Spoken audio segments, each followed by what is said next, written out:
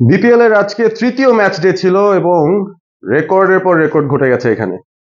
প্রথম যে ম্যাচটা ছিল সেই ম্যাচটা নিয়ে আসলে কথা বলতে চাই এবং সেখানে পার্টিকুলার একজন ক্রিকেটারকে নিয়ে আসলে কথা বলতে চাই, যিনি গত বছরটা শেষ করেছিলেন প্লেয়ার অফ দ্য ইয়ার কন্টেনশনে থেকে, বাংলাদেশের তাসকিন আহমেদ। পেস বোলিং এর নেতা এবং জাতীয় দলের হয়ে যে ধরনের সার্ভিসটা দিচ্ছেন, যেরকম একটা বছর কাটিয়েছেন, যে ফর্মে তিনি আছেন, সেটাকেই আবারও নিয়ে এসেছেন দুর্বার রাজশাহীর হয়ে আজকের এই ম্যাচটায়। নতুন বছরের প্রথম ম্যাচ ছিল এটা, বিপিএল এর ম্যাচ ডে 3 ম্যাচ নাম্বার 5, যেখানে দুর্বার রাজশাহী হোস্ট ঢাকা ক্যাপিটালস এর বিরুদ্ধে মিরপুর শেরে বাংলায় লড়াই করছিল। দুর্বার রাজশাহীকে আগে বোলিং করতে হয়। ঢাকা ক্যাপিটালস আগে ব্যাট করতে নেমে খুব একটা সুবিধা করতে পারছিল না শুরুর দিকে, এবং তার পেছনে মূল কারণটাই ছিলেন তাসকিন আহমেদ।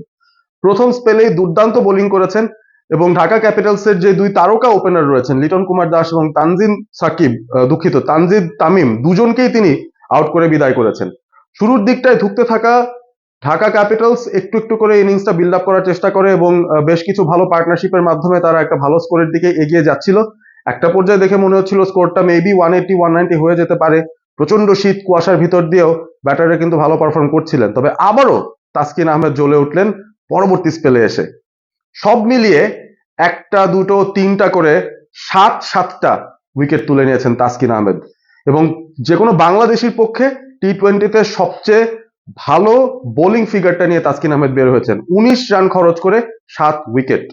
তাসকিন আহমেদ ছাড়াও আরো একজন পেসার যিনি ছিলেন, তিনি একটা উইকেট পেয়েছেন, এবং এছাড়া যদি বলি একমাত্র স্পিনার হাসান মুরাদ, তিনিও একটা উইকেট পেয়েছেন। অর্থাৎ যে 9টা উইকেট পড়েছে ঢাকা ক্যাপিটালসে, তার মধ্যে 7টা উইকেটই তাসকিন আহমেদ তুলে নিয়েছেন।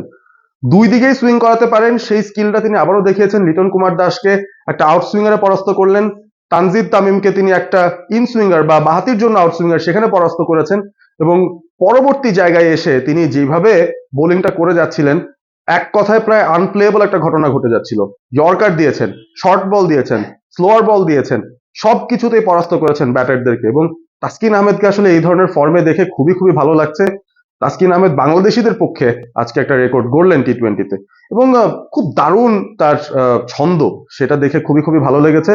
এবং তাসকিনকে নিয়ে যে বিষয়টা আমরা সবসময় বলি, যে কোনো বিপিএল আসলে সামহাও তিনি একটা দুর্বল দলের বড় তারকা হয়ে যান। It's too early to say. বিপিএলটা মাত্রই শুরু হয়েছে। প্রথম ম্যাচটা দুর্বার রাজশাহী হেরেছিল, তাসকিন সেই ম্যাচেও ভালো বোলিং করেছিলেন, 3টা উইকেট পেয়েছিলেন। আজকে তো 7টা উইকেটে পেলেন, এবং এবারে বিপিএল এ এখনো পর্যন্ত সর্বোচ্চ উইকেট শিকারের যে তালিকা, সেখানে একেবারে টপারে রয়েছেন। 2 ম্যাচে 10-10টা উইকেট। আর দুর্বার রাজশাহী আজকে জিতেছে, সেই ব্যাপারটা কিন্তু তাসকিনকে অনেক বেশি স্যাটিসফ্যাকশন দিবে। এবং এনামুল হক বিজয়, তিনি নিজেও 73 রানে অপরাজিত ছিলেন, ম্যাচটা ফিনিশ করে দিয়ে এসেছেন, তবে তার মুখেও তাসকিনের বন্দনা ছিল। এবং আজকে যারা ম্যাচ দেখতে গিয়েছিলেন, মূলত ইভেন ঢাকা ক্যাপিটালসেরও যারা সমর্থক, তারাও কিন্তু তাসকিনকে প্রচুর সাপোর্ট দিয়েছেন। তিনি যতবার বল করতে এসেছেন দেখে মনে হচ্ছে তাকেই যেন দেখার জন্য পুরো দর্শকরা আজকে মিরপুর শেরে বাংলা জাতীয় স্টেডিয়ামে এসে উপস্থিত হয়েছে। তাসকিন এই ধরনের ফর্ম বজায় রাখুক, এই বিষয়টা আমরা চাই। তাতে করে শুধু দুর্বার রাজশাহী নয়, বাংলাদেশের ক্রিকেটের ভবিষ্যৎটাও বেশ উজ্জ্বল হবে। আপনি লিডার হতে থাকুন তাসকিন আহমেদ, আমরা আপনার এই ধরনের ধারালো বোলিং দেখতে চাই। রয়েছেন অল স্পোর্ট এবিপির সঙ্গে। Stay Assam, stay all sport with all sport ABP.